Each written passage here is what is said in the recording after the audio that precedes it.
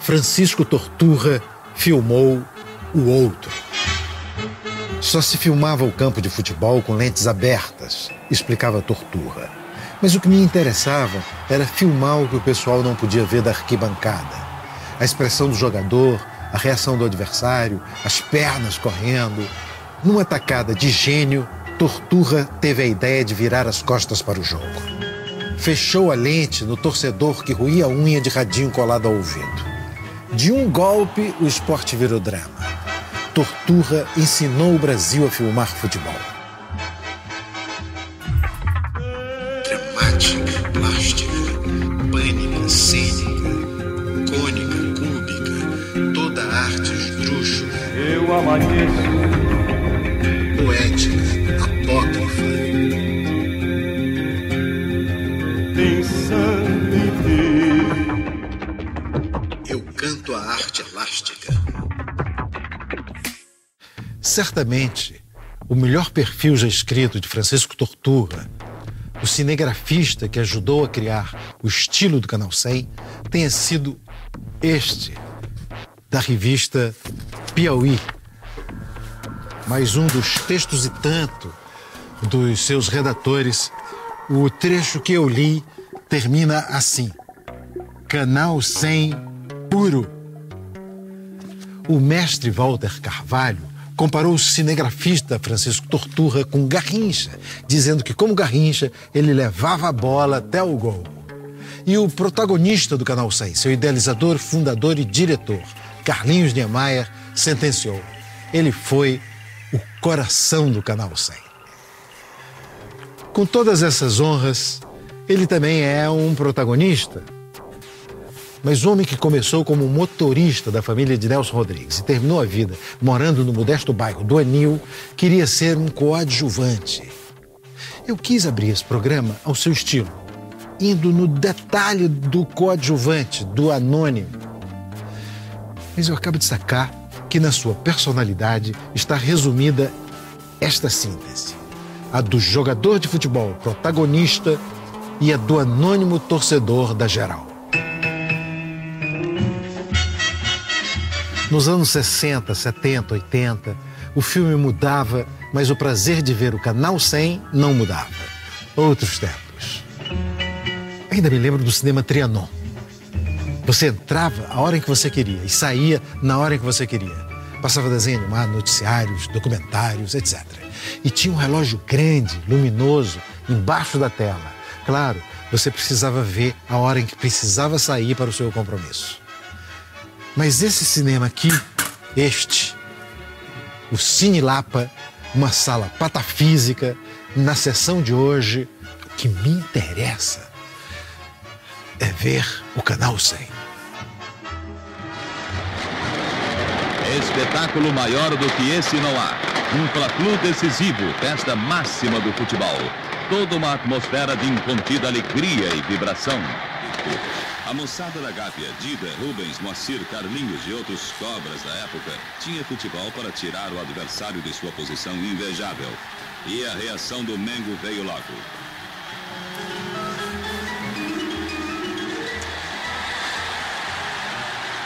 A senhora chegou no meio do Canal 100. Na metade, perdeu uma parte já.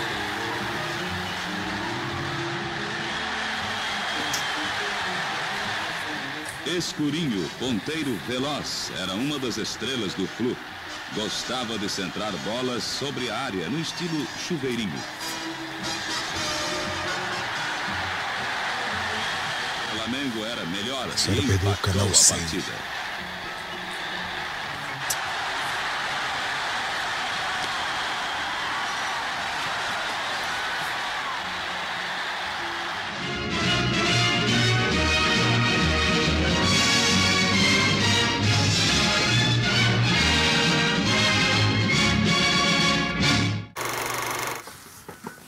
Boa noite. Vocês perderam o melhor do filme. Vocês perderam o Canal 100, eu vi quando vocês chegaram. E, olha só, mas caiu aqui, eu acho que caiu da tela. Pedaço da tela do Canal 100. Olha só essa foto aqui. Essa foto aqui. Esse cara era o Carlinhos Niemeyer. Isso. ele era o cara, o criador, diretor do Canal 100. Isso aqui é filha dele, a Carla Niemeyer. Carla! A Carla Niemeyer e a Cláudia Pinheiro. Vocês que organizaram, escreveram esse livro. Sim. Por que vocês fizeram esse livro? Porque chegaram atrasadas? Essa foto eu tinha 17, 18 anos, mais ou menos. Você, uma moça de costa, por que ela está de costa? Ela está muito envergonhada. Mas de envergonhada de estar no Maracanã e o Carlinhos... assim, parece que é uma cara sempre dele, né? Sempre... Felicíssimo. Levou a gente pela primeira vez no campo. Eu e essa amiga minha, Tereza. Aqui. A gente foi no gramado no Maracanã, lotado, e todo uma geral, né? Chamando a gente por aquele nome, né? As duas, assim, completamente sem graças, e ela virou de costas na hora da foto. E a geral gritando. Geral gritando. A geral gritando. E a gente ali, pela primeira vez, a gente estava animadíssima para ir no gramado. Achamos o máximo, né? E ele gostando também, se divertindo. Levando as duas filhas, né? Que ela é minha amiga, mas quase uma filha. Carlos Niemeyer, o Nini, criador do Canal 100.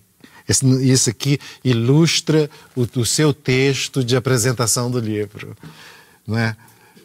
Na verdade é sobre ele, é sobre o meu pai. Esse texto é o meu texto sobre o meu pai. E o Canal 100 era uma visão artística. Eu sempre tive essa visão artística do Canal 100. Quando eu chegava no cinema, que eu ia com muita frequência ao cinema com meu pai, eu não via aquilo simplesmente como a parte do futebol, a parte das atualidades.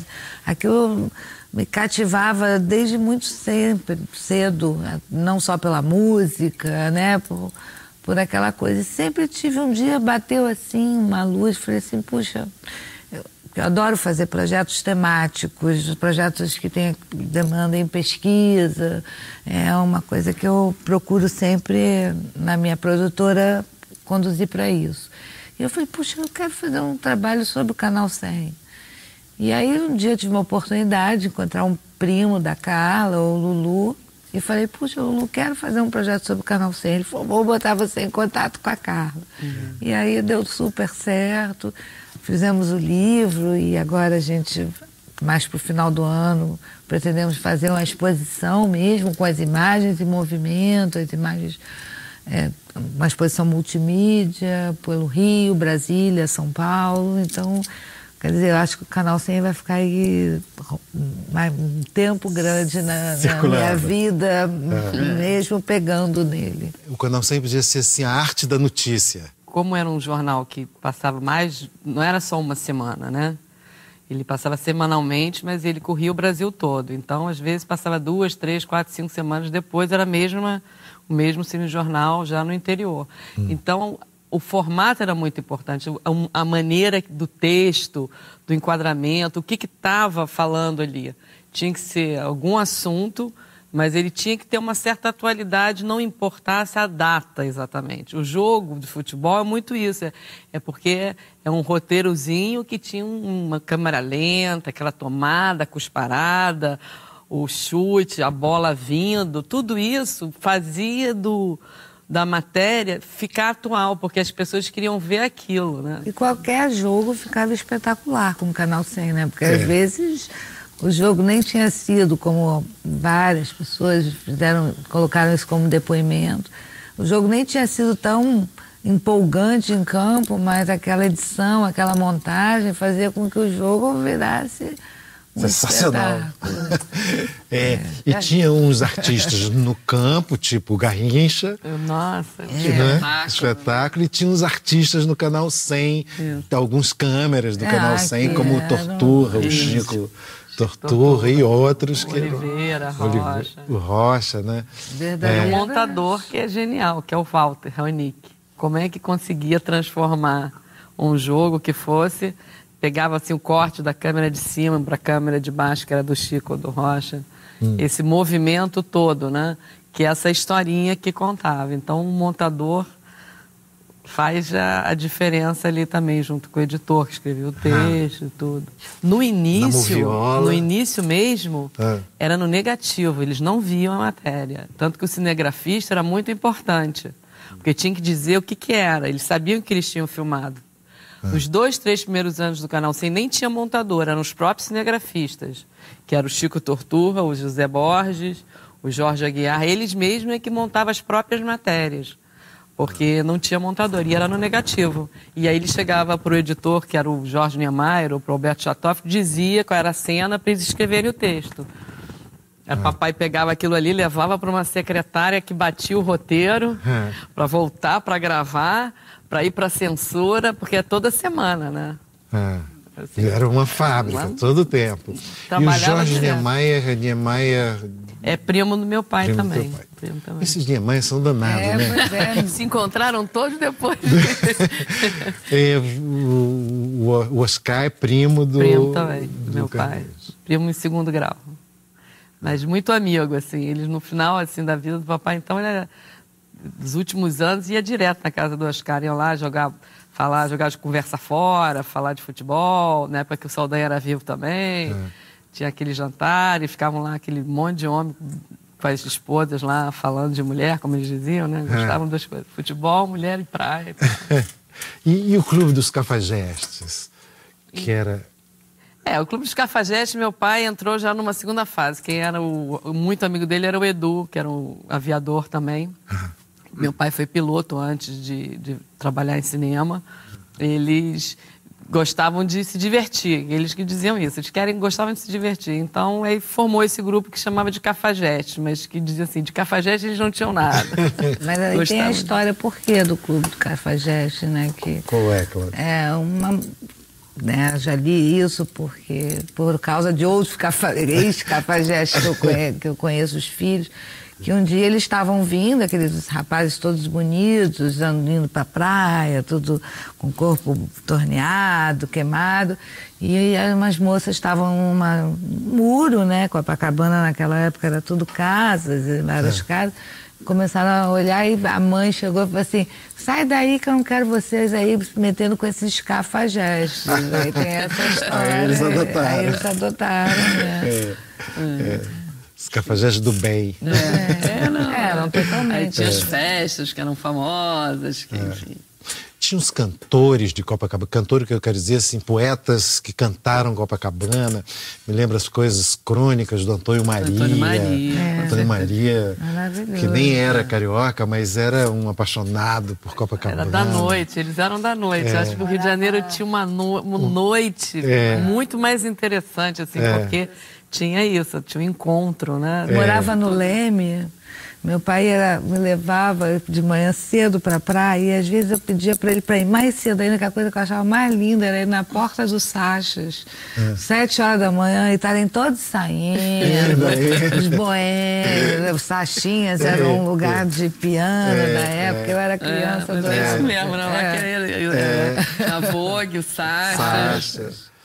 Tinha arpégio uma época, não é outra coisa, onde tocava o Valdir Calmon, que é aquela música do canal, do que não futebol. É dele, é do Luiz Bandeira. Isso. Mas eu acho que a orquestração é dele, é do Valdir Calmon. O Jorge, que foi descobriu a música que ficou sendo usada no futebol, foi num disco de prefeitura, assim, ele pegou aí colocou, achou que rimava, e aí colocou uma vez, 2 vezes, você está repetindo muita música.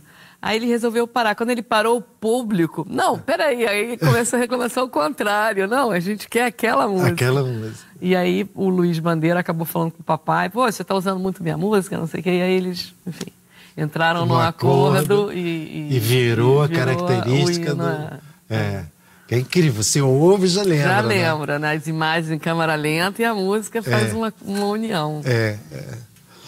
Não, a gente várias vezes apresentando nosso projeto, indo, né, nos lugares, seja nos museus, para agendar a grade, para exposição, o próprio patrocinador, aquela coisa, as pessoas já começavam a cantar. A cadência do samba, né? Que bonito é. Que bonito é, porque a primeira letra é de samba. E a segunda, por conta já do Canal 100, foi feita uma segunda letra baseada já no futebol. A primeira é da mulata, é sobre a mulata. Temos que interromper o programa. Os marcianos invadem a Terra. Orson Welles mandou os marcianos embora. Volta o programa. Pro livro a gente precisava fazer um recorte, porque contar minimamente uma historinha. Mas a gente começou assim, vamos priorizar as Copas, porque eram as Copas, as coisas. Mas os jogos do Brasil e do capítulo que a gente chama o diferencial, a gente não priorizou jogo nem jogador nenhum, sim a beleza daquele fotograma.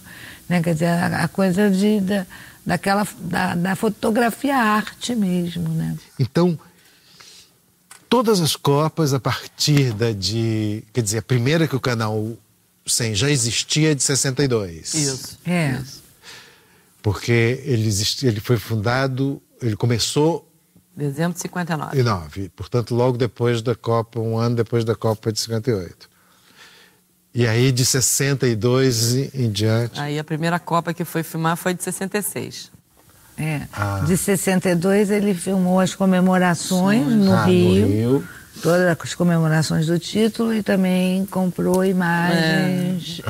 Mas não foi ele que filmou. O jogo assim, que ele acompanhou, que era mais Campeonato Carioca, São Paulo, foi o Santos, né? Que eles foram filmar o Interclubes em Lisboa, com o Benfica, que foi 62.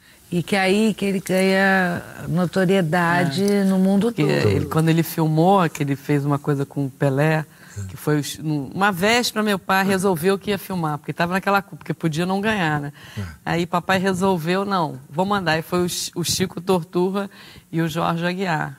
E eles, nessa época, eles tinham muita intimidade com os jogadores, porque eles estavam sempre filmando futebol, estavam sempre no túnel lá, né, nos vestiários.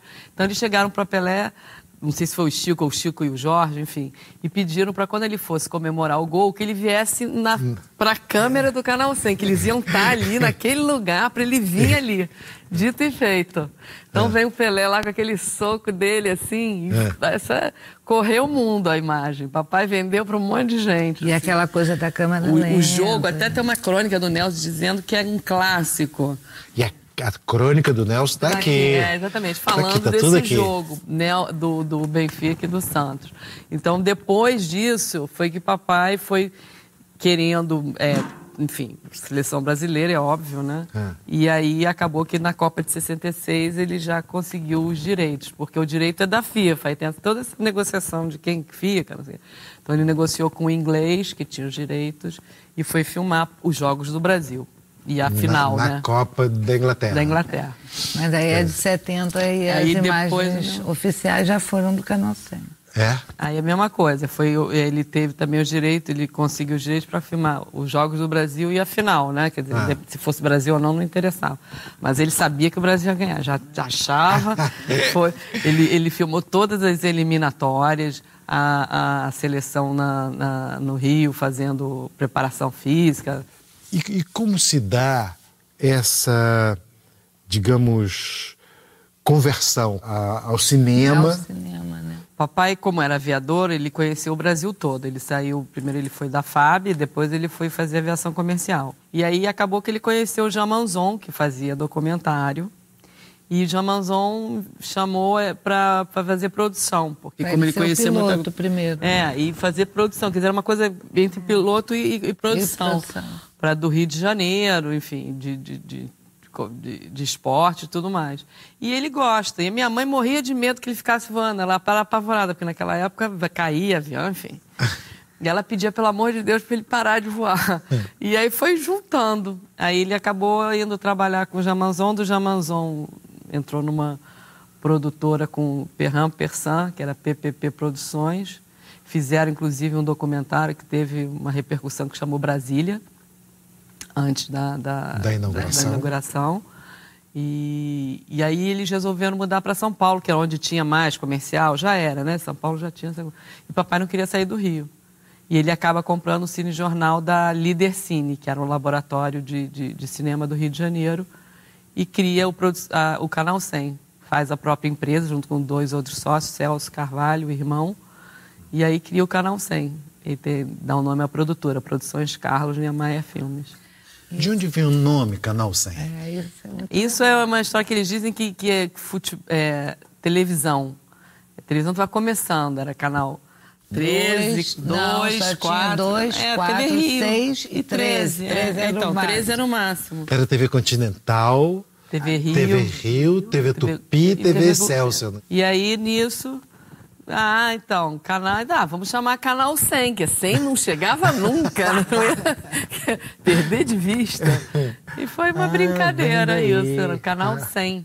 Você também falou, né, Cláudia, que o livro centrou mais no futebol e tal, mas o Canal 100 fazia atualidades, né? Não, mas o livro tem uma parte grande de atualidades, né? Frank Sinatra vem no Brasil. Tanto na cultura quanto na política, o Canal 100 tinha aquela parte, o acervo é maravilhoso, de próprias imagens do Rio de Janeiro antigas, o Canal 100 tem um acervo muito bom que a gente pretende até na exposição dar bastante ênfase a essa parte. Tem um módulo da exposição mostrando o Rio, como era, os costumes, os hábitos. Então, mas aí, como é um livro, é aquela história, a gente tem um recorte muito limitado, né? Então nós fizemos uma linha do tempo com os fatos mais importantes, mas também a partir do olhar do fotograma, tanto na política quanto na cultura, para a gente poder, né, dar o gostinho de depois poder desenvolver na exposição. Você falou não tem o Frank Sinatra aí, mas a gente filmou o Frank Sinatra, Sammy Davis Jr., que esteve aqui em 60, tem outros esportes também, tem a Brigitte Bardot, Cláudia Cardinale, a Norma Beng, quando ela voltou ao Brasil depois de ter filmado os Cafajestes, do Rui Guerra. Do Rui Guerra, Brigitte Bardot em Búzios. E no Rio também, lá no Copacabana, uma confusão danada, todo mundo lá derrubando quase carro pro Brigitte Bardot lá. Ela estava no auge, né, quando ela veio aqui, em 65. E ela queria conhecer os Cafajestes. Ela disse que voou ao Brasil